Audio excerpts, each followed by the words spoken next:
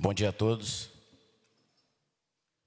Eu inicio minhas palavras em nome do governo brasileiro, do Ministério da Saúde, apresentando nossas condolências pelos milhares de vidas perdidas em virtude da Covid-19 e a nossa solidariedade aos familiares que perderam seus entes queridos.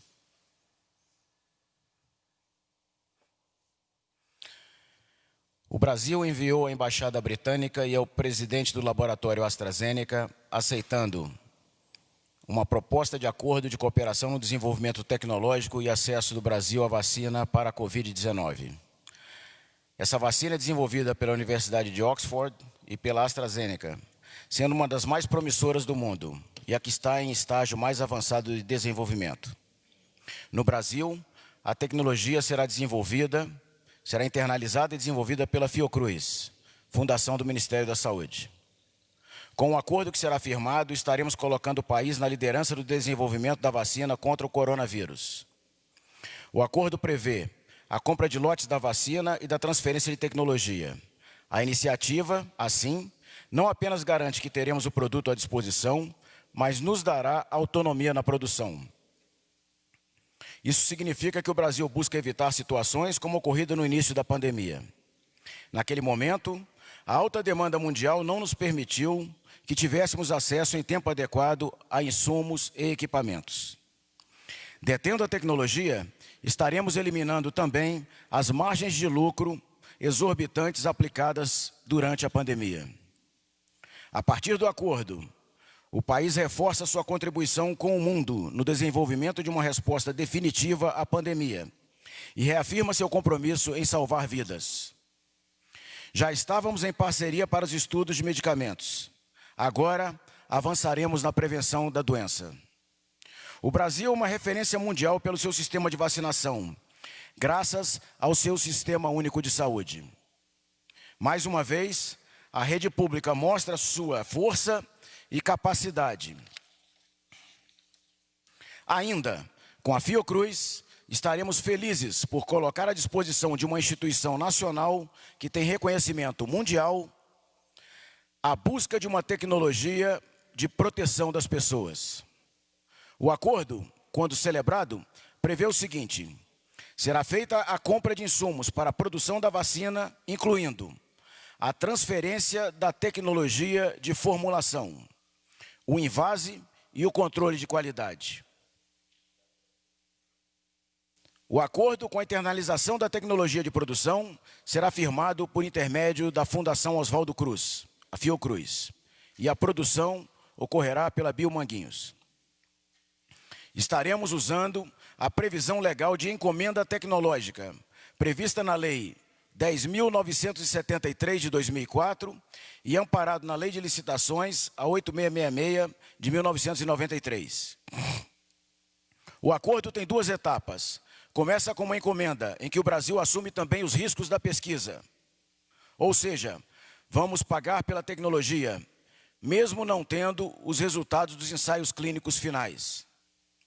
Em uma segunda fase, quando a vacina se mostrar eficaz e segura, ampliaremos a compra. Nessa fase inicial, de risco assumido, serão 30,4 milhões de doses de vacina com um investimento de 127 milhões de dólares, incluídos os custos para transferência de tecnologia do processo produtivo da Fiocruz, estimados em 30 milhões de dólares. Os dois lotes disponibilizados à Fiocruz, de 15,2 milhões de doses cada, deverão ser entregues em dezembro de 2020 e em janeiro de 2021.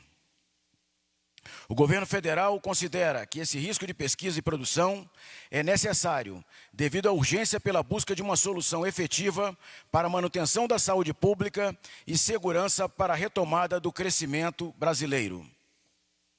Se a vacina for segura e eficaz e tivermos o registro no Brasil, serão produzidos mais 70 milhões de doses, com valor estimado de 2,30 dólares por dose, que é o preço de custo durante o evento da pandemia. Nós agradecemos à Embaixada Britânica pelo esforço para conseguirmos em conjunto fazer o anúncio de hoje. Consideramos que esse seja um avanço para o desenvolvimento da tecnologia nacional e uma concreta amostra do esforço do governo federal de encontrar as melhores soluções para a proteção da população brasileira.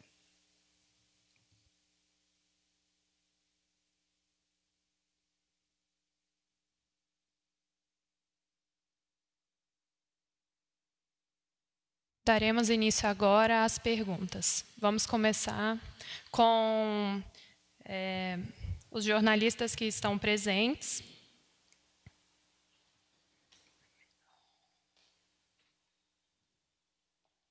Paula Ferreira, O Globo. Bom dia a todos. Secretário, primeiro queria que o senhor esclarecesse um pouco. O senhor mencionou um primeiro lote em dezembro e depois um outro em janeiro. Quando que vocês vão adquirir isso e esperar o estudo clínico e aí, quando tiver comprovado, ministrar essas doses? Tem esse prazo já, uma estimativa? Queria que você explicasse um pouquinho melhor sobre isso. E eu tenho mais algumas perguntas também. A União Europeia anunciou que ela deve abrir para 14 países a entrada, e o Brasil ficou de fora por conta da gravidade da crise. Queria que vocês comentassem um pouco sobre isso também. E um outro ponto foi que o Hospital Albert Einstein recomendou que os médicos não usem mais a cloroquina. E como o Einstein foi usado como exemplo recorrentemente pelo Ministério da Saúde, pelo presidente, eu queria saber se vocês pretendem rever a orientação em relação à cloroquina diante dessa nova recomendação do Einstein. E, por último, muitos estados têm relatado a falta de medicamentos para UTI. Alguns estados em situação grave, como Mato Grosso. Queria saber se o Ministério da Saúde já está atuando em relação a isso, e de que maneira. Com relação às duas últimas perguntas, os medicamentos para intubação orotraqueal e a cloroquina, nós estaremos apresentando maiores informações no início dessa semana que se inicia. Com relação à União Europeia, não nos ficou claro o seu questionamento, não entendemos, não nos ficou claro. Se puder ser mais específica.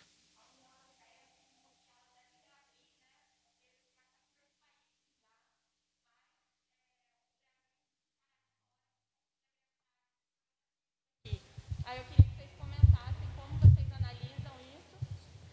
E falar um pouquinho sobre isso, né? O fato da situação do Brasil ser vista como muito grave, tá, ao redor do mundo. Com relação à abertura de fronteiras, envolve o Ministério das Relações Exteriores, a Agência Nacional de Vigilância Sanitária, e eu não tenho mais dados para poder responder quanto a isso, né? Mas eu lembro que quando a gente analisa a grande quantidade de casos e a variação da curva epidemiológica, há que se considerar que nós somos um país continental com uma população de mais de 200 milhões de habitantes. Então, não dá para a gente comparar com a população da Itália, da França ou da Espanha. E estamos em momentos diferentes da evolução da pandemia, né? Com relação à primeira pergunta, primeiro e segundo lotes, essa vacina será produzida, é lógico, isso aí é uma previsão, é uma encomenda tecnológica, e esses primeiro e segundo lotes de 15,2 milhões de vacinas para dezembro e para janeiro serão de acordo com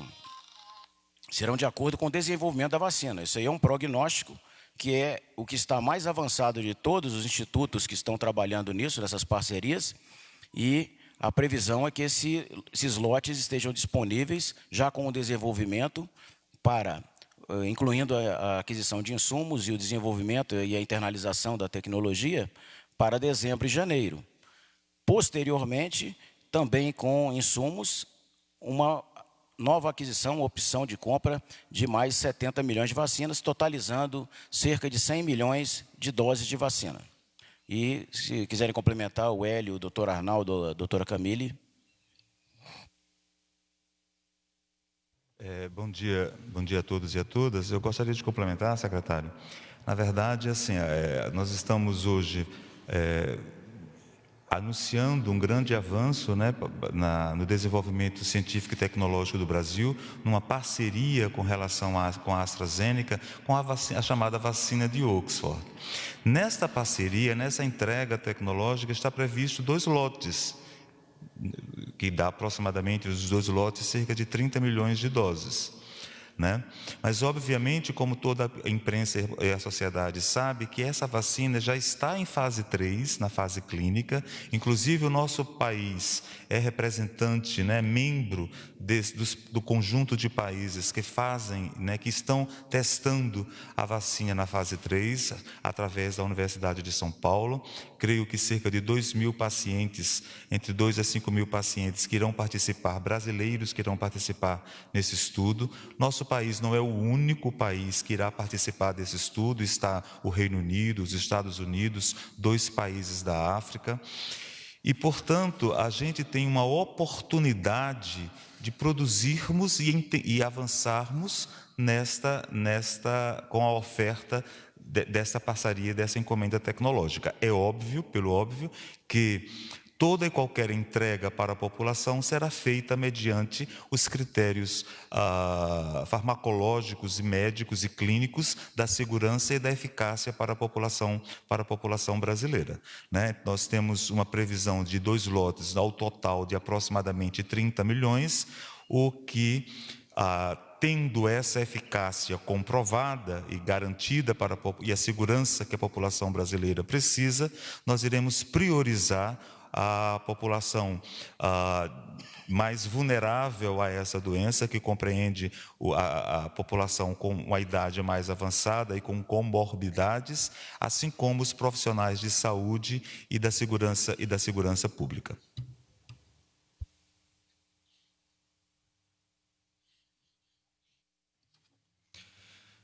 Também é interessante acrescentar que essa não é a única solução. Na verdade, o governo brasileiro e toda a comunidade científica, acadêmica do Brasil, tem se movido no sentido de buscar várias soluções para várias formas de realmente enfrentar a pandemia.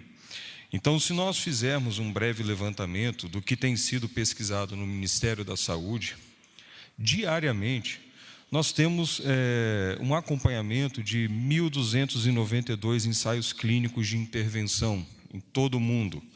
É feito esse acompanhamento de evidências diuturnamente. Nós temos um acompanhamento de quais evidências estão surgindo em quais países e em quais temas. Só no Brasil, no nosso relatório semanal do Boletim Ética em Pesquisa da CONEP, por exemplo, já constam 468 projetos de pesquisa aprovados pela CONEP. E esses projetos incluem tratamento precoce, tratamento de fases moderadas, graves, vacinação, estudo da história natural da doença, como que essa doença evolui, o que acontece com o paciente, quais os tipos de paciente, como eles respondem à infecção pelo coronavírus. Nós temos só de ensaios clínicos aprovados pela CONEP, 114 ensaios clínicos e 44.262 pessoas participantes desses ensaios clínicos. Isso se encontra público no último relatório publicado. Nós temos, por exemplo, também diversas entregas do Ministério da Saúde que também diariamente estuda evidências relacionadas ao tratamento nas diferentes fases, evidências relacionadas a medidas não farmacológicas, como o uso de equipamentos de proteção individual, estudos relacionados à vacina, à profilaxia, inclusive. Só para ter uma breve visão do que é feito, nós temos já 18 sínteses de evidências elaboradas pelo Departamento de Ciência e Tecnologia, cuja diretora é a doutora Camille, que está aqui ao meu lado, 4 sínteses de evidências em elaboração pelo DECIT. Vamos produzir e entregar também à comunidade brasileira estudos especiais destinados às temáticas de grande interesse para o enfrentamento à Covid, e temos já 55 informes produzidos até o dia 23 de junho, englobando um total de 779 artigos científicos analisados. Isso, por que eu estou falando tudo isso? É para a compreensão de que nós hoje estamos trazendo a questão da vacina. E dia e noite, e até madrugada às vezes, né, a gente de fato está buscando vacina, a gente está buscando tratamento, as melhores formas de intervir nesse cenário que se apresenta diante de nós. Então são várias frentes de ação.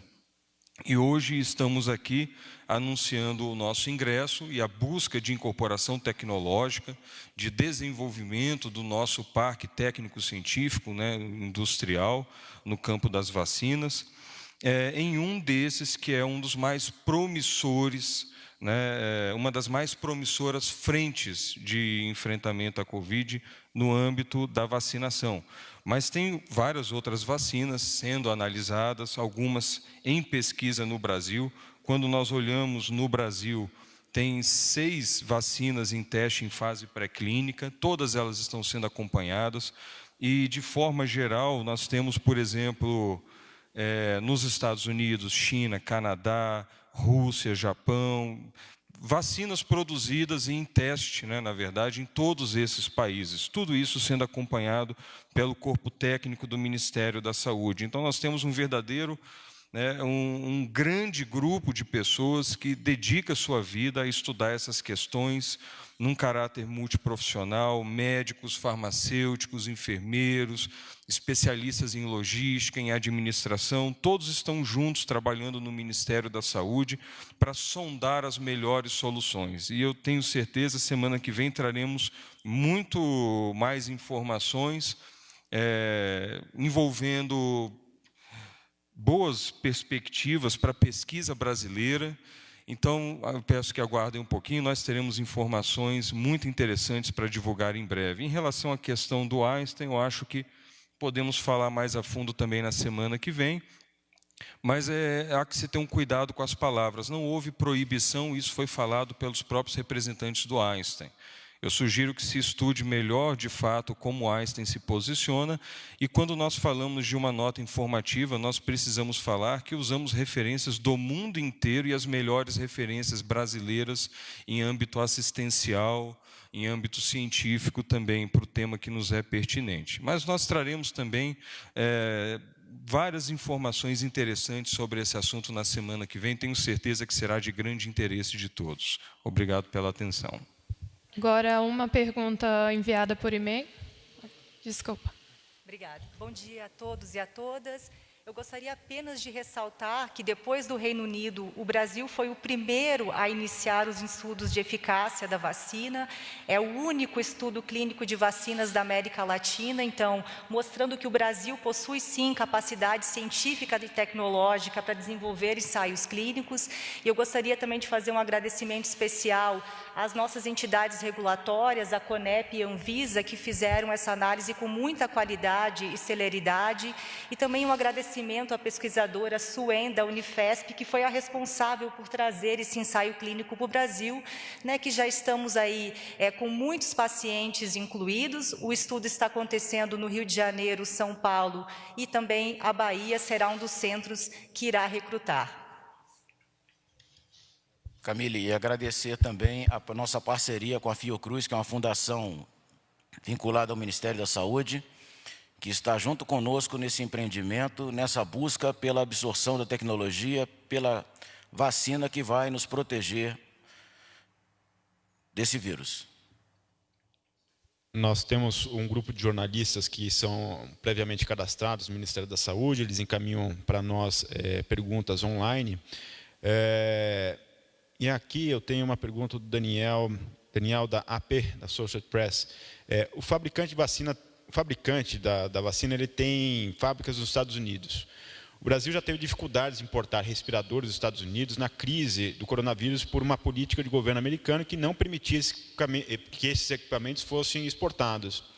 O governo brasileiro garante que as vacinas compradas vão chegar ao Brasil, mesmo se forem feitas nos Estados Unidos, ou elas serão produzidas em outro país? Bom, inicialmente os Estados Unidos são um grande parceiro brasileiro. Inclusive, ontem recebemos o primeiro lote de 200 ventiladores pulmonares de uma doação que o governo americano está fazendo para o governo brasileiro, de 1.000 ventiladores pulmonares. Os insumos, eles são produzidos em vários locais do Brasil. Tem insumos vindos da China, dos Estados Unidos, da União Europeia, da Índia. Então, nesse caso específico, essa parceria, ela considera também a internalização desses insumos no primeiro passo e depois o desenvolvimento tecnológico para a produção desse insumo, o que nos daria uma autonomia. Dessa forma, está sendo desenhada essa parceria com a AstraZeneca e a Universidade de Oxford. Se quiserem completar. Isso significa que, além de importar os produtos, vai ser fabricado no Brasil por meio da Fiocruz. Haverá sim a importação, tudo isso já se encontra incluído em toda essa pactuação que foi feita, do IFA, né, do ingrediente ativo, farmacêutico ativo, e uma vez internalizado, vai haver toda essa transferência de tecnologia para a produção interna no Brasil. Então, o que se espera, num primeiro momento, é a chegada do IFA, a produção da forma final da vacina dentro da Fiocruz, aí a distribuição para o Brasil, e já num segundo momento, quando se prova eficaz a vacina, aí sim uma ampliação dessa possível encomenda e com uma maior autonomia de capacidade produtiva dentro do Brasil. Então, como foi muito bem exposto pelo secretário Elcio, não se fala de vir insumo dos Estados Unidos somente. Há vários parceiros envolvidos, vários produtores ligados ao laboratório da AstraZeneca, e, enfim, garante-se com isso uma grande segurança nessa aquisição tecnológica, né, e nessa busca também por essa vacina, cujo potencial tem se mostrado muito interessante, e isso se reflete até na entrada de vários atores internacionais em busca dessa possível solução. Sim, com certeza, quando nós falamos também de incorporação tecnológica, né, nós estamos incorporando essa tecnologia. A tecnologia, uma vez incorporada a Fiocruz, por exemplo, permitirá não somente maior autonomia na produção dessa vacina, como uma possibilidade de desenvolver outras vacinas, novas pesquisas, de ampliar a capacidade produtiva nacional. Então, para todos os fins, é uma parceria muito estratégica. Tudo isso foi levado em conta pelo governo brasileiro. A Manuela Albuquerque, do Jota, pergunta: o que será feito com os lotes adquiridos caso não seja comprovada a eficácia da vacina? E tem uma outra pergunta aqui que não veio com o nome, mas é a Lulu Colares, acho que é isso. Por favor, gostaria de saber mais sobre os lotes de dezembro e janeiro. Na prática, o que significa?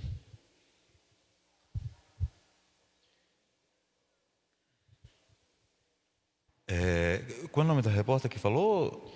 A pergunta é se esses lotes que estão chegando em dezembro e janeiro, eles não mostrarem eficácia. Sim, exatamente. O que acontece com eles? Veja bem, entendi já. A nossa parceria com a AstraZeneca, né, é de uma encomenda tecnológica. Né? Numa encomenda tecnológica, no desenvolvimento de uma encomenda tecnológica, existe um risco associado a ele. Né? Só que, neste caso, nós temos, né, o mundo inteiro está testando e avaliando a eficácia dessa vacina, né, que está em fase 3, em fase clínica.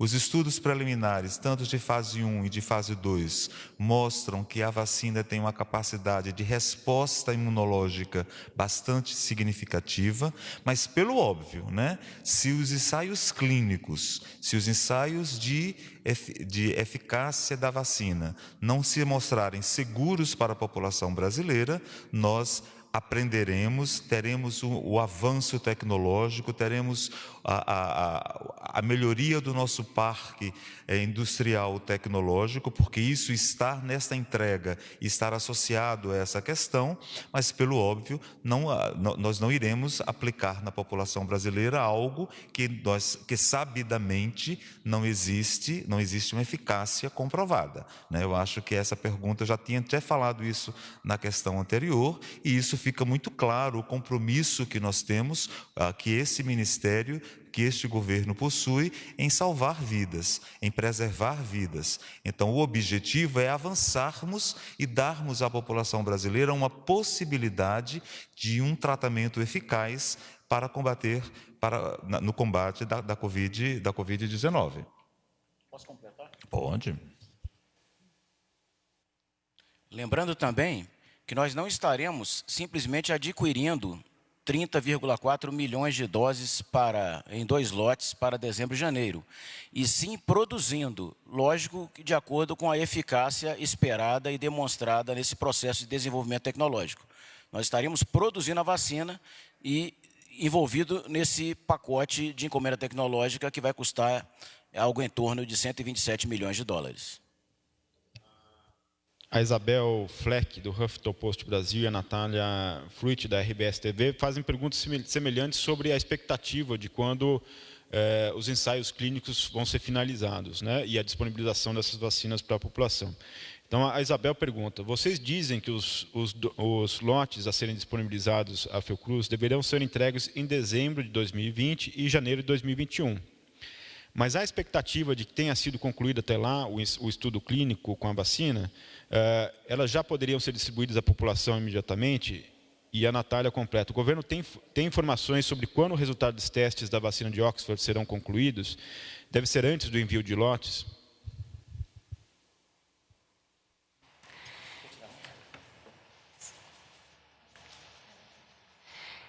Bom, os resultados de eficácia da vacina, eles vão ser avaliados mês a mês e serão incluídos ao Reino Unido, né, para serem avaliados nesse conjunto. Então, a ideia é que esses resultados sejam preliminares, né, sejam apresentados entre outubro e novembro. Todos esses dados, como eu já disse, serão somados aos dados mundiais para contribuir no dossiê de registro que deve acontecer não só no Brasil, mas em todos esses outros países onde o ensaio clínico já está acontecendo.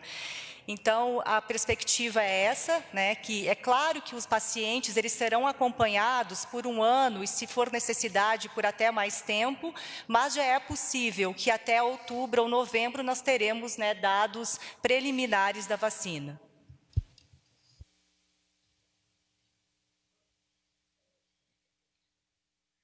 Vamos agora à pergunta do Fernando Caixeta, Metrópolis. Eu queria começar tirando uma dúvida de algo que não ficou muito claro. Essas 30 milhões de doses que vão ser entregues em dezembro e janeiro, elas vão ser produzidas localmente? Pelo que eu tinha entendido, as 70 milhões que seriam produzidos aqui no Brasil. Ou não, esse lote total de 100 milhões vai ser produzido aqui? Deixa eu só começar. A encomenda tecnológica, ela prevê também a absorção, a internalização da tecnologia, inclusive do envasamento da produção e ao mesmo tempo em que haverá internalização da tecnologia para a produção do ingrediente farmacêutico ativo. Dessa forma, a gente vai dominar o ciclo. Então, esses 127 milhões de dólares que eu me referi inicialmente, nós teremos 2 lotes de vacinas produzidos já pelo nosso Parque Industrial Tecnológico de Biomanguinhos, baseado nessa internalização da tecnologia, na vinda de insumos para que nós possamos produzir e ter autonomia tecnológica para produções futuras. Da mesma forma, em dando certo, que é a esperança mundial, né, não é a esperança só do Brasil, governo brasileiro, nós vamos partir para uma aquisição de insumos, para a produção de insumos, para a produção de mais 70 milhões de doses. Então, esses cerca de 100 milhões de doses serão produzidos no Brasil pela nossa Fundação Oswaldo Cruz. O Ministério da Saúde pretende adotar protocolos, assim como adotou para o uso da cloroquina e hidroxicloroquina, também para dexametasona e a nitadoxanida. Só complementando com relação à primeira pergunta, com relação à vacina, veja bem, e até fazendo uma complementação da questão anterior, que eu acho que foi pela internet. Caso, por exemplo, a vacina não se mostre eficaz, acima de tudo, nós vamos ter acesso a insumos. E esses insumos poderão ser utilizados na nossa produção de vacinas do país. Percebe? Então, assim, mesmo que a vacina não seja eficaz, tenha uma eficácia desejada, esses insumos adquiridos durante essa encomenda tecnológica poderão ajudar na fabricação de outras vacinas do nosso parque tecnológico. Isso é extremamente importante. Segundo ponto é de que essa é o grande lance dessa encomenda tecnológica, como disse o Coronel Elcio. Nós iremos aprender a uma transferência da tecnologia em que a vacina será efetivamente produzida, envasada no nosso território, através do complexo de Biomanguinhos. Inclusive, parte desse dinheiro, dessa encomenda dos 127 milhões, é exatamente para fazer uma melhoria do parque tecnológico de Manguinhos, para termos uma capacidade cada vez melhor e mais importante da inserção do país, do Brasil, né, na produção mundial, na produção mundial de vacinas. Fernando, é uma pergunta que eu acho muito pertinente. Nós traremos ainda mais informações sobre isso também semana que vem. Agora, novamente lembrando, todas as opções terapêuticas têm sido estudadas todos os dias. Então, na página do Ministério da Saúde, todos vocês poderão encontrar os informes diários de evidências. Lá tem 55 informes já publicados, conforme a atualização do dia 23 de junho. E amanhã pesquisarão, segunda pesquisarão, talvez já saia segunda mais um, terça outro, e isso é diário. E é claro que lá está a nitazoxanida, lá está toda a evidência de dexametasona, metilprednisolona. Agora, é importante lembrar também que as pessoas às vezes perguntam, vocês vão revisar a nota? Não, a nota está sendo revisada todo dia. Todo dia ela é reanalisada, todo dia as evidências são postas, são analisadas, verifica-se nas áreas técnicas se vale a pena ou não modificar algo.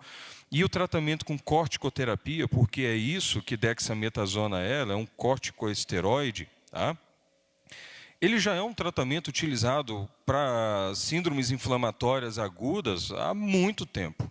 Desde a primeira nota informativa, já está falando lá considerar corticoterapia. Então, para qualquer médico com um mínimo de experiência de terapia intensiva, é muito óbvio que o corticoide ele tem suas indicações muito claras e que em casos inflamatórios graves, como os que essa doença desenvolve no organismo humano, o corticoide é sim uma opção, tanto que já estava previsto na nossa nota informativa número 9.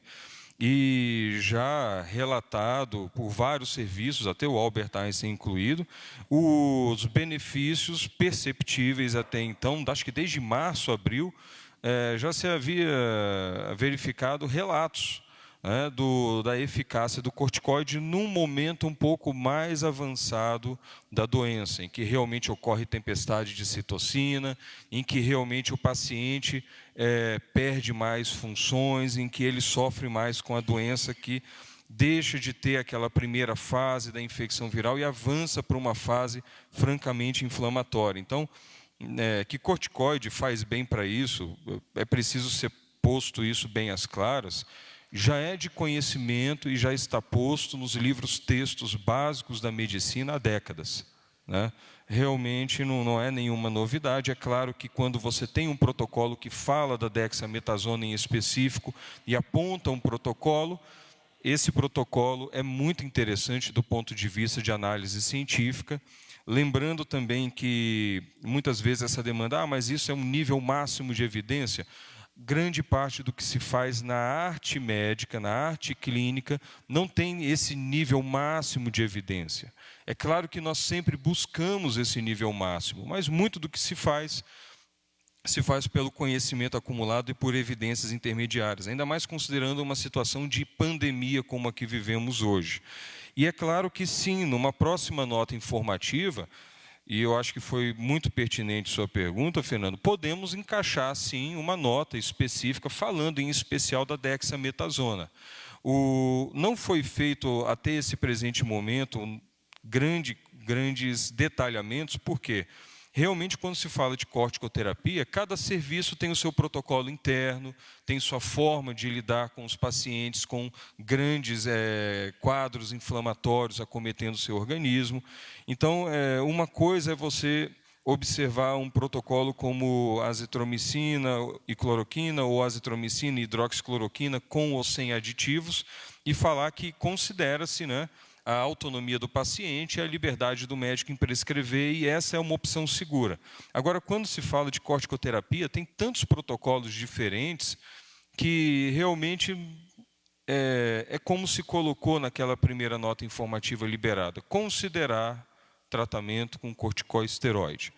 E entre eles, dexametasona é uma opção já bem consolidada no ambiente médico das unidades de terapia intensiva. Próxima pergunta, Natália André, CNN.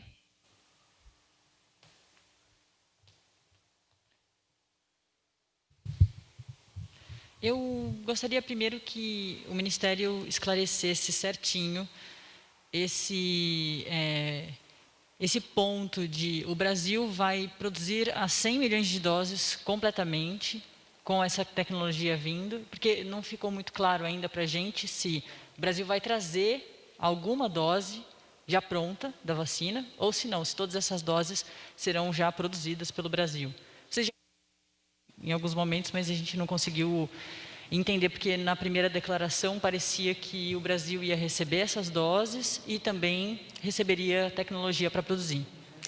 Deixa eu explicar. Na verdade, é um consórcio mundial, né, de que a AstraZeneca está desenvolvendo junto com a Universidade de Oxford. Né, na verdade, começou aí, tá certo? A partir daí, alguns países parceiros puderam entrar nessa linha de produção e na transferência dessa tecnologia. Né? Caberá, portanto, nesta parceria com o nosso país, né, nós fazermos toda a linha de produção, recebendo a princípio a IFA, mas a produção, sendo a produção, a geração, o envasamento, todo feito no nosso país.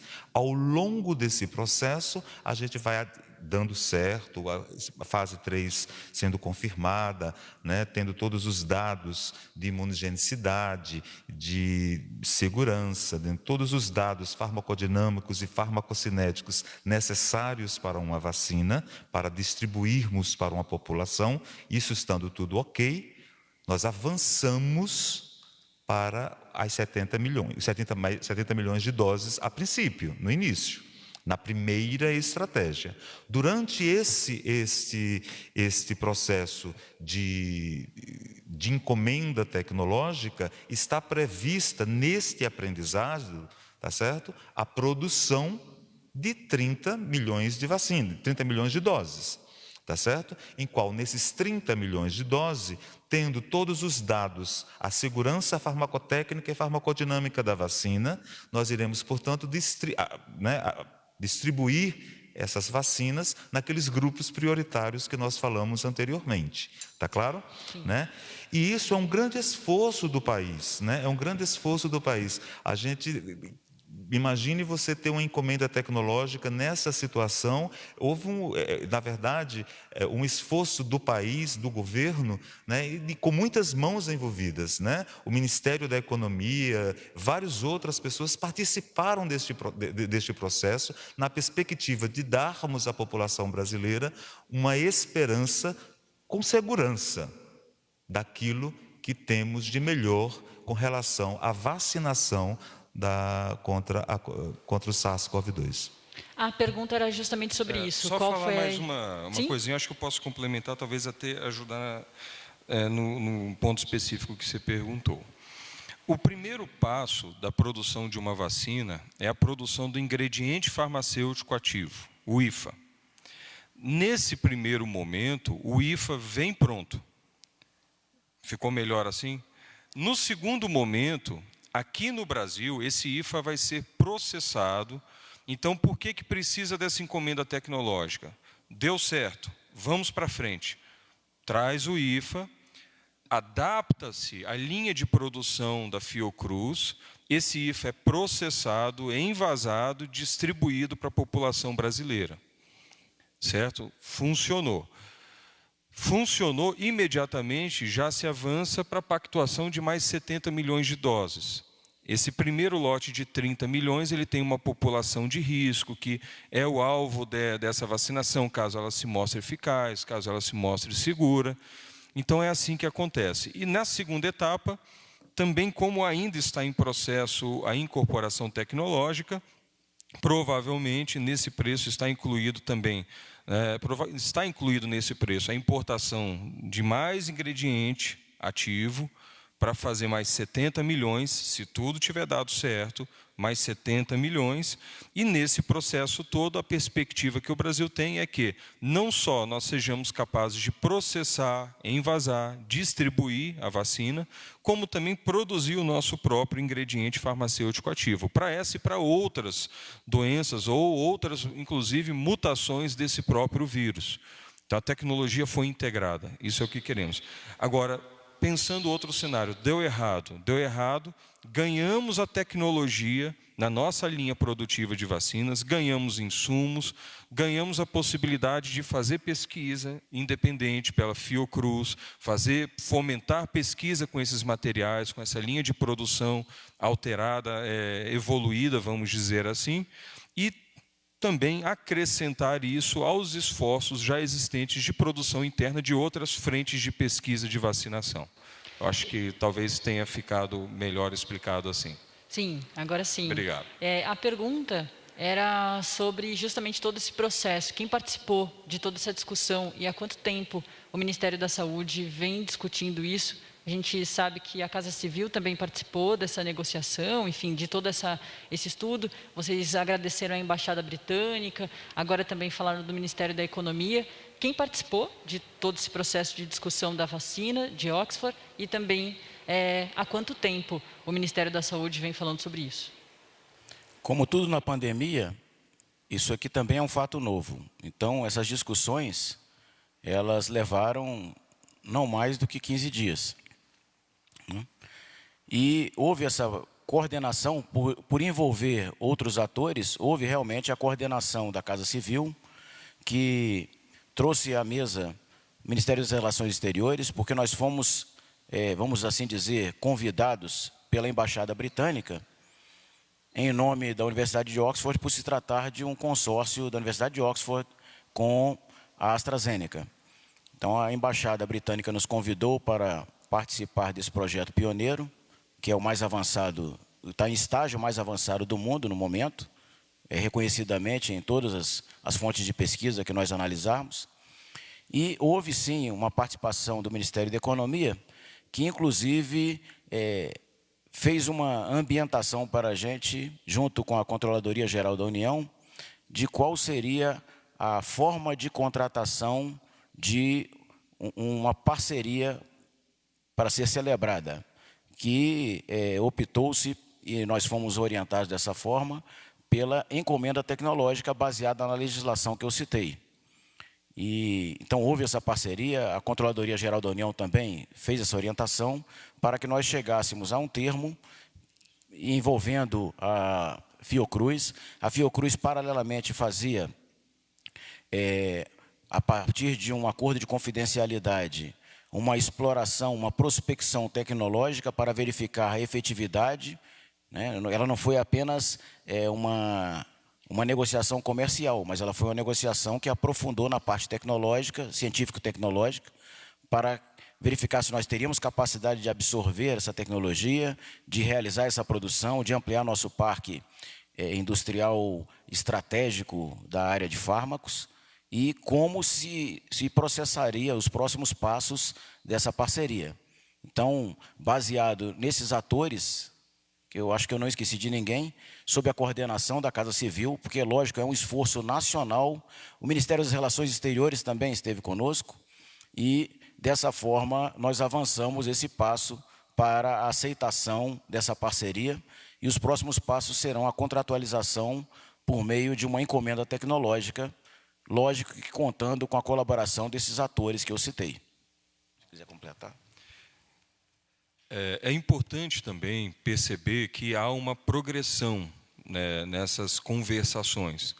Há um momento em que essa conversa se inicia no âmbito acadêmico. No âmbito acadêmico, estamos falando de evidências, pesquisas. A doutora Camille poderá falar um pouco mais sobre isso. Então, já havia esse acompanhamento. Num segundo momento, trata-se do ponto de vista estratégico da capacidade produtiva e de absorção tecnológica.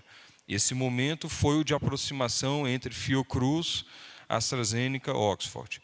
E num terceiro momento, quando se tem segurança para avançar, se faz análise de riscos, quando você realmente consegue juntar as evidências, isso chega ao nível de governo para uma discussão política, governamental, né, dentro dos princípios de proteção e cuidado com a população brasileira. Então, há toda uma sequência que precisa ser respeitada, né? Então, doutora Camille.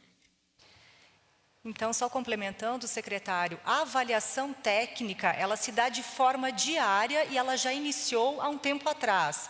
Então, por exemplo, hoje, se vocês forem avaliar todas as plataformas que oferecem, né, artigos, evidências sobre essas vacinas, existem mais de quase 200 vacinas sendo pesquisadas no mundo, 16 já estão em ensaios clínicos, e nós estamos avaliando, com os dados até então disponíveis, quais são essas vacinas que se apresentam mais promissoras. Então, na nossa avaliação técnica, né, feita pelo Departamento de Ciência e Tecnologia, que faz isso praticamente em tempo real, nós observamos que essa é uma das vacinas que está no processo mais avançado.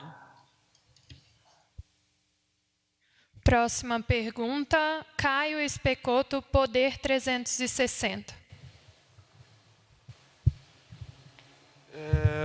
Bom dia, eu queria saber, bem pontualmente, mais questões sobre prazos. A gente tem essas 30 milhões de vacinas que vão chegar até, que vai chegar o princípio ativo para cá para ser fabricado e vão ser fabricados até janeiro.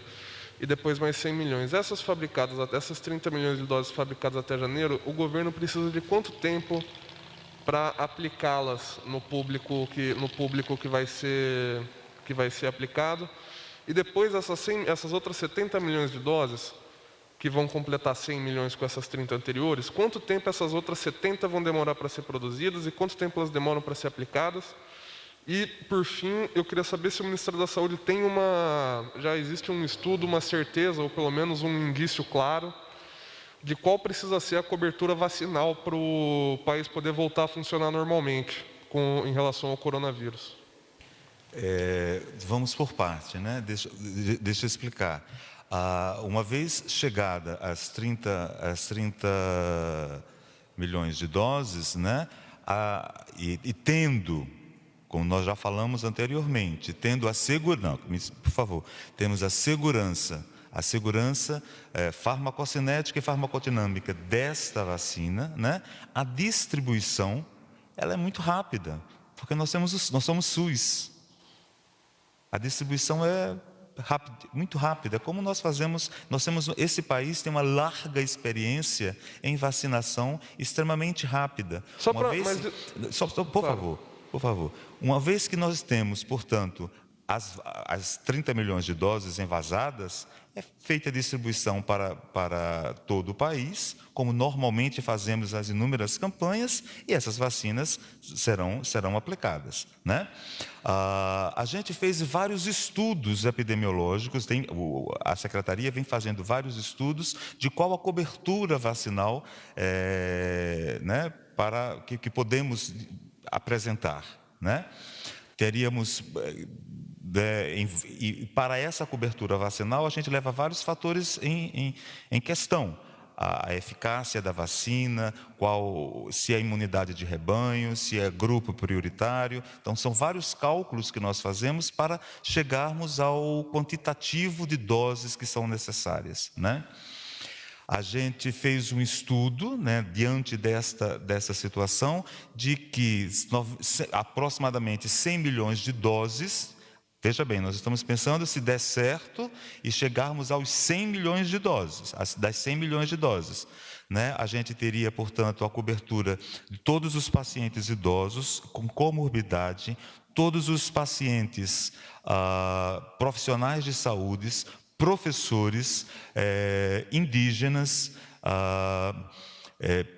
pessoas em privação de liberdade, adultos e adolescentes em situações de reeducação socioeducativas, profissionais da segurança pública, de salvamento e motoristas de transporte público, de transporte coletivo.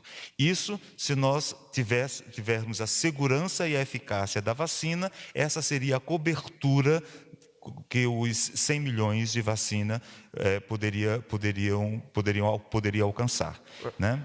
Mas quando o senhor disse que sobre os 30 milhões que a aplicação seria muito rápido, não precisa ser um número exato, mas só para a gente ter uma ideia de qual grandeza de tempo a gente está falando. A gente está falando de dias, a gente está falando de semanas, a gente está falando de meses? A distribuição da vacina é questão de semana, de dias, semanas, na verdade. Dias né? Semanas, Na hora que você distribui a vacina, está nos postos de saúde, abre-se a campanha e as pessoas vão, e aqueles grupos prioritários serão vacinados. Como acontece normalmente nas nossas campanhas de influenza, nas nossas campanhas vacinais. Esta tecnologia da cobertura vacinal, esse país já possui. Claro. Tá certo? Essa agilidade da cobertura vacinal esse país possui. E, portanto, acho que alcançamos a sua resposta. E as outras 70 milhões, quanto tempo demoraria? E claro, a gente está assumindo que tudo tenha dado super certo nas pesquisas. As outras 70 milhões de doses demoraria quanto para ser produzido? Vou fazer uma ambientação para você, complementando o doutor Arnaldo. Para a influenza, nós fizemos uma cobertura vacinal de cerca de 90 milhões de habitantes, não é isso? Então, você já consegue fazer um paralelo.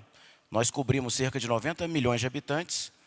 Por óbvio que você não pode vacinar toda a população ao mesmo tempo, então foram categorizados, foram colocados os grupos de risco, foram colocados os mais idosos. Então, sugerimos que fossem por ordem alfabética justamente para não haver um acúmulo. Então, essa estratégia será desenvolvida aos moldes do que fizemos com a influenza, quando nós antecipamos, inclusive, a campanha. Basta que nós tenhamos a vacina em condições de ser distribuída e nós faremos uma logística rápida e a cargo.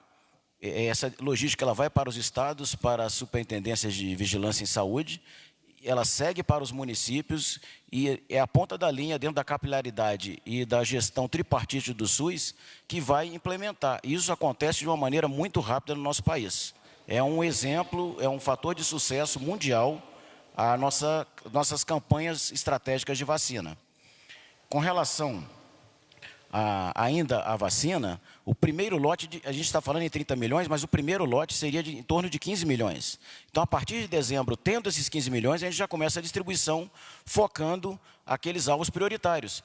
De acordo com a evolução da pandemia, esse alvo prioritário ele pode ser regionalizado, pode ser região norte, pode ser região sul, vai depender de como está se comportando o vírus no nosso território, né, da capacidade de resposta, porque o vírus, ele inclusive pode estar atacando alvos diferentes em regiões diferentes, de acordo com os nossos biomas, as variações climatológicas, etc.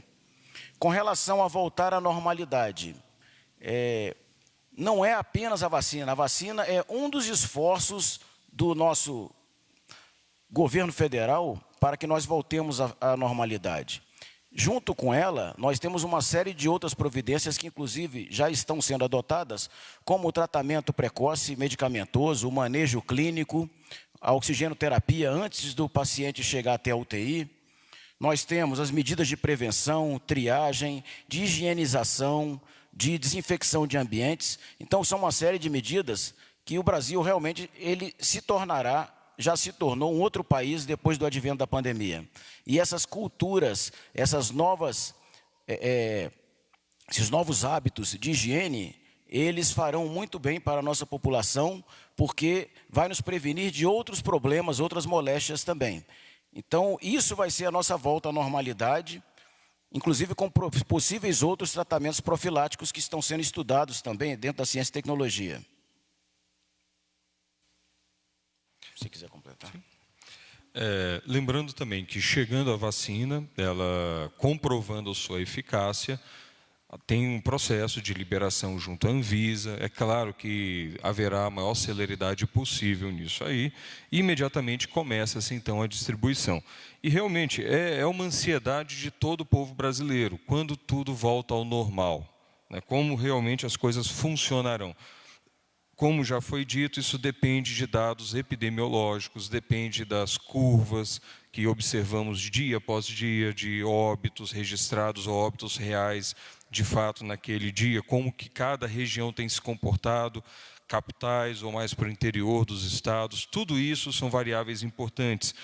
Cabe lembrar também de, como já foi falado pelo secretário Elcio, toda a questão de que não se aborda só pelo lado da vacinação. A vacinação é um instrumento. E pode ser que, inclusive, tenhamos essa vacina e outras vacinas, e que o Brasil talvez necessite adquirir outras vacinas também. Ou que essa não dê certo e a gente avance para outras incorporações tecnológicas, além de ganhar a tecnologia dessa. Então, como tantas vezes é lembrado, o cenário ele muda muito rápido. Então, o que é importante fazer? É essa prospecção contínua de bases científicas, né, de produtividade no mundo inteiro, de vacina, de medicações. E quando a gente fala de voltar à normalidade, é importante ter essa visão integrativa, essa visão de fato geral do que é cuidar do paciente, cuidar de um país. É importante ver a questão da prevenção. Pode-se falar também, e já estamos analisando a possibilidade de revisar, aprimorar a nota informativa, outras medicações que possivelmente podem ajudar, questão de profilaxia que já é feita em diversos países e foi iniciada uma pesquisa, inclusive, no Brasil sobre essa temática, né? Por exemplo, um profissional de saúde que é exposto ao coronavírus, ele profilaticamente, uma vez por semana, por exemplo, usar uma das medicações, né? Isso tem se mostrado já em algumas publicações científicas eficaz, né, para reduzir o número de casos de infecção, principalmente de casos graves da doença em alguns países, em alguns profissionais da saúde. Tudo isso precisa de análise, tudo isso está sendo observado. E aí entram as medidas não farmacológicas. Então, quando nós falamos de sociedade, é de uma grande complexidade que requer uma visão realmente de diversas perspectivas e que vão unir vários ministérios, vários atores do Brasil e de fora do Brasil, na busca das soluções que vão permitir reduzir ao máximo o dano que o vírus traz, não somente pela sua infecção, e pelo desfecho trágico que muitas vezes traz às vidas das pessoas, mas também o dano econômico, o dano social, o dano cultural que é feito e que tem um lastro, às vezes, muito difícil de calcular ou de imaginar. Então, todos esses pontos de observação, todas essas perspectivas de busca de auxílio à sociedade, tudo isso está sendo buscado não somente pelo Ministério da Saúde, mas por todos os ministérios do governo brasileiro. Então, tem sido um grande esforço conjunto do Brasil, com outros países inclusive, e realmente toda a nossa equipe tem virado noites buscando soluções para tudo isso, e estamos todos, sem dúvida nenhuma, muito preocupados com toda essa crise que tem acontecido. Tenho certeza que todos estão fazendo o máximo humanamente possível, e às vezes até eu suspeito que vai um pouco além do que é humanamente possível, né? Tem envidado esforços aí, às vezes, que nos inspiram muito para buscar o que é melhor para o nosso povo.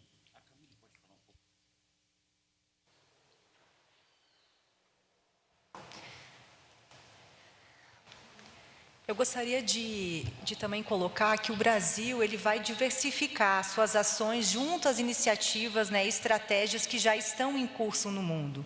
Então, como eu já falei, nós estamos diariamente olhando todas essas evidências, né, pode ser que outras alternativas, outras vacinas, nós também vamos tentar trazer ensaios clínicos para o país. E por que, então, diversificar, né, visando nesse caso, ter mais êxito e minimizar, então, o risco associado. Então, por isso, nós vamos combinar iniciativas como essa, que é uma parceria bilateral, mas também nós vamos participar de estratégias internacionais, como o ACT Accelerator, que já foi divulgado aqui pela Casa Civil, que é uma iniciativa internacional, é um consórcio internacional de países em que visa desenvolver e tornar mais rápido o acesso a vacinas. Dentro desse consórcio, existem cooperações com inúmeros produtores de vacinas. E o Brasil, então, sendo parte desse consórcio, terá uma prioridade caso outra vacina se tornar mais promissora. Vamos à próxima pergunta. Ângelo Nascimento, Band News.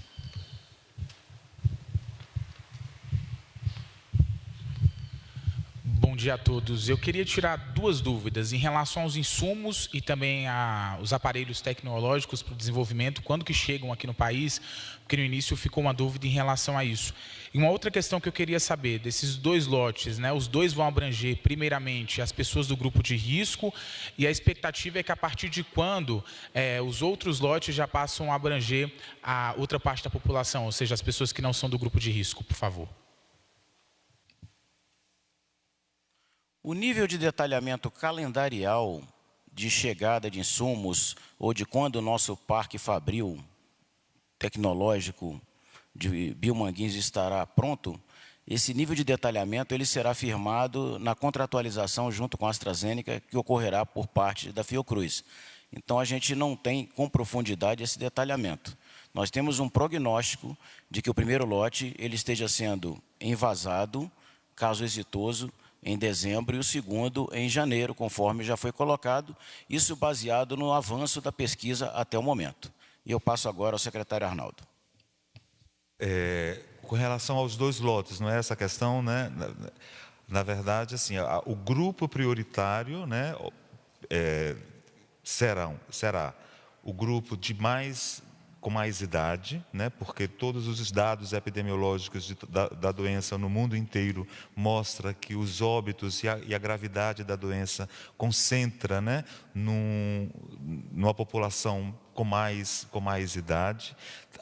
Quando a gente avalia os dados epidemiológicos de hospitalizações por síndrome respiratória aguda grave, embora tenhamos hospitalizações em todos os intervalos etários, você tem um predomínio de 50% nas pessoas com mais idade.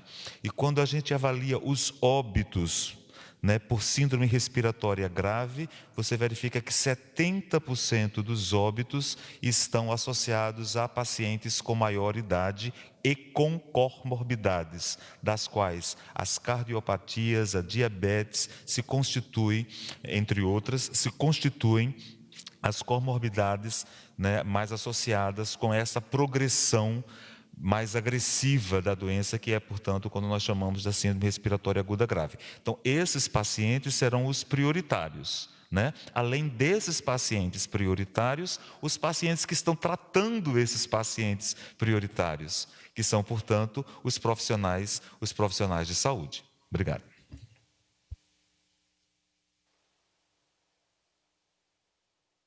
Nós vamos voltar aqui às perguntas enviadas de forma online. Já estamos completando cerca de 1 hora de coletivo de imprensa, então pretendo encerrar as perguntas em 10 minutos, ainda mais, para contemplar alguns jornalistas. A Mônica Tarantino, da Medscape, pergunta: quando serão liberados recursos para o desenvolvimento da vacina da USP, liderada pelo professor Jorge Calil?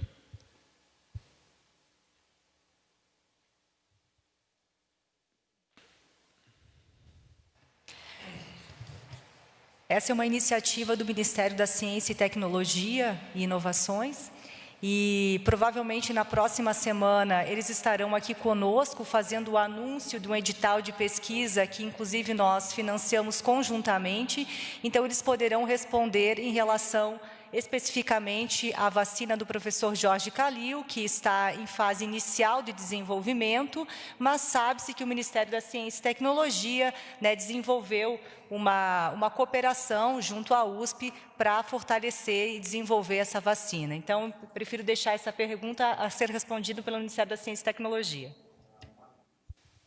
A Márcia Reverdosa, da CNN Internacional, pergunta: já foi assinado o acordo ou o governo brasileiro só demonstrou a intenção de assiná-lo?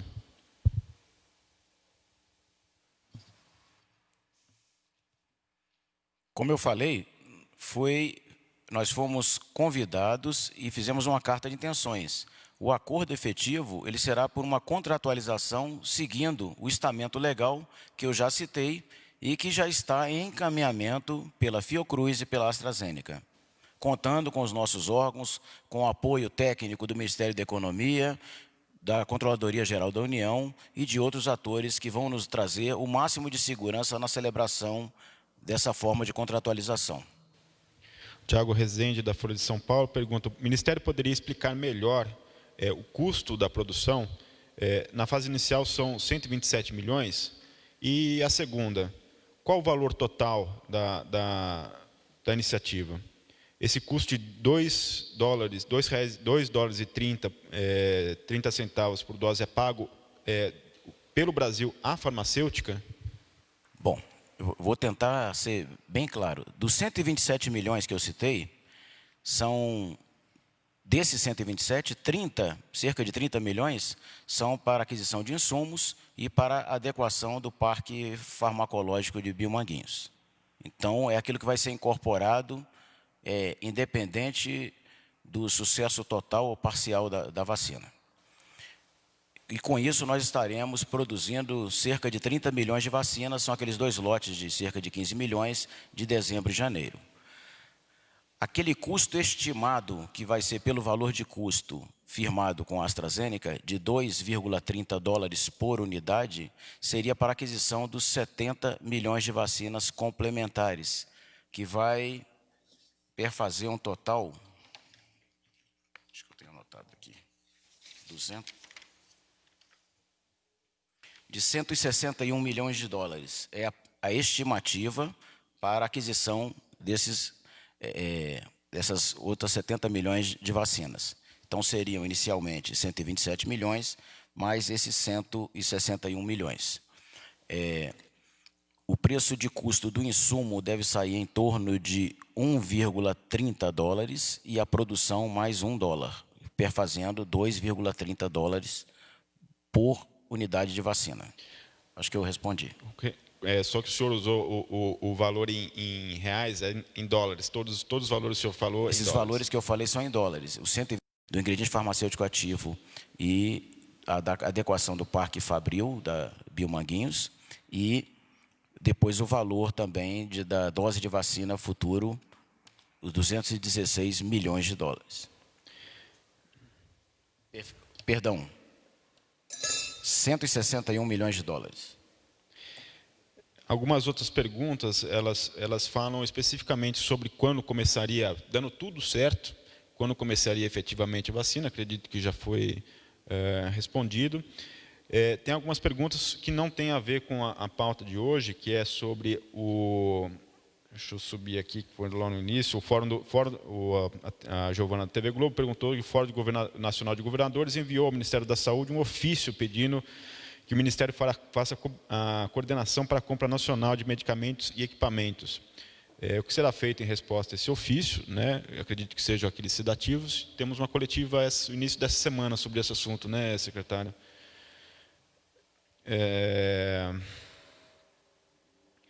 E a outra, comentário sobre também o Márcio Falcão. Gostaria de um posicionamento do Ministério da Saúde sobre a reabertura de atividades em várias cidades, mesmo com o alto crescimento dos casos, né? Se o Ministério quer comentar esse assunto, com a orientação do Ministério para os gestores.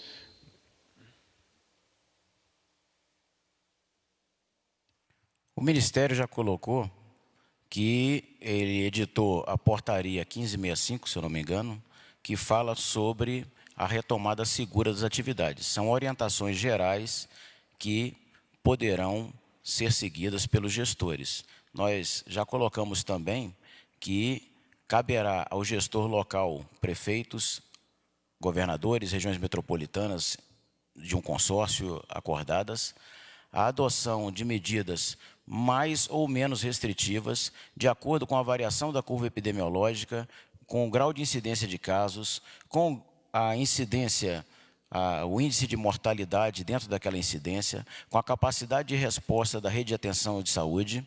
Então, todos esses fatores deverão ser considerados, as peculiaridades loco-regionais, econômicas, né, atividades que são essenciais àquelas regiões, e ele tem que ter a percepção para ampliar ou reduzir medidas de restrição, medidas educativas de prevenção, como nós já colocamos, de uso da máscara, de higienização de ambientes, de desinfecção de ambientes, de higienização das mãos, de cuidados de não ficar tocando aos olhos, de manter um distanciamento mínimo em estações de trabalho, em linhas de produção. E isso vale não apenas para o setor produtivo, para indústrias, para comércio, para o cliente, para o trabalhador, para o usuário, para a atividade cultural, para o usuário de um parque, de um shopping, de um clube, para o convívio social dentro de um condomínio, porque tudo isso, essa educação e a retomada das atividades, elas serão fundamentais para a saúde mental da população, que é uma outra grande preocupação nossa também. E dessa forma, todos esses setores, criando normas, usando os equipamentos de proteção individual, fazendo essa higienização, nós estaremos adotando medidas não farmacológicas de prevenção, além de todas as outras relativas à saúde, relativas ao manejo do paciente, à atenção à saúde, culminando com a vacina que nós esperamos ter em breve. Todas essas medidas devem ser consideradas para a adoção da decisão do gestor local, e ele vai conversar com os setores produtivos, os setores do comércio, os setores econômicos, e inclusive os de lazer, para ampliar ou restringir essas medidas de distanciamento social. Nós vamos para a última pergunta dessa coletiva. A Amanda Pupo, do Estadão, ela pede para reforçar o esclarecimento sobre quando que o Brasil passa a produzir o princípio ativo, né? Se puder esclarecer, se será na fase de produção dos 30 milhões, será nessa primeira fase dos 30 milhões de doses que receberá o IFA, e será na segunda fase, lá dos 70 milhões de doses, que o Brasil vai produzir o princípio ativo? Em que momento, né, da primeira ou segunda fase que a gente recebe o IFA e que a gente produz o IFA no Brasil?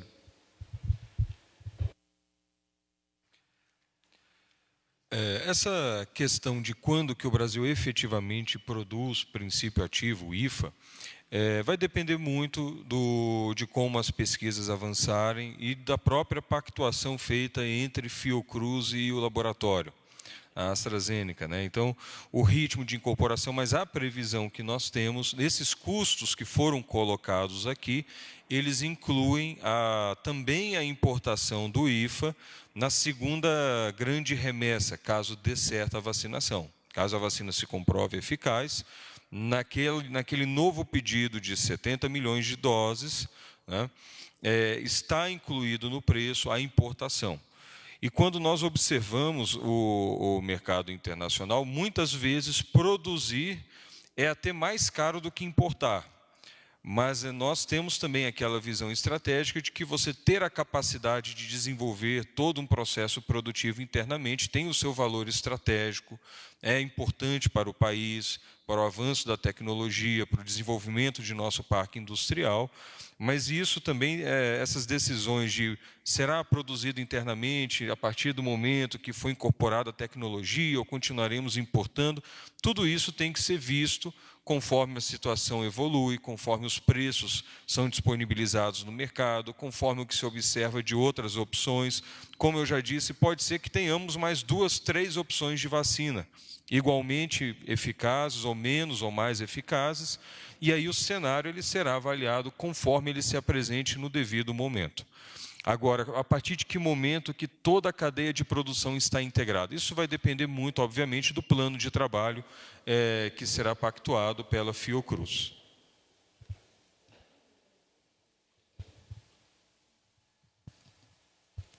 Só para complementar, para que vocês tenham uma ideia de custos. Estava conversando aqui com o secretário Arnaldo, a vacina tetravalente contra a influenza, que foi essa campanha que nós conduzimos neste ano, que até antecipamos o calendário, uma dose daquela vacina custa em torno de $10. A gente tendo essa independência tecnológica, a gente vai conseguir, por esse processo de encomenda tecnológica, produzir a nossa vacina contra a Covid, que vai ser um grande passo de uma tecnologia nova, uma vacina que não existia, por $2,3. Então, é uma diferença considerável. Agradecemos a participação de todos. Está encerrada essa coletiva de imprensa.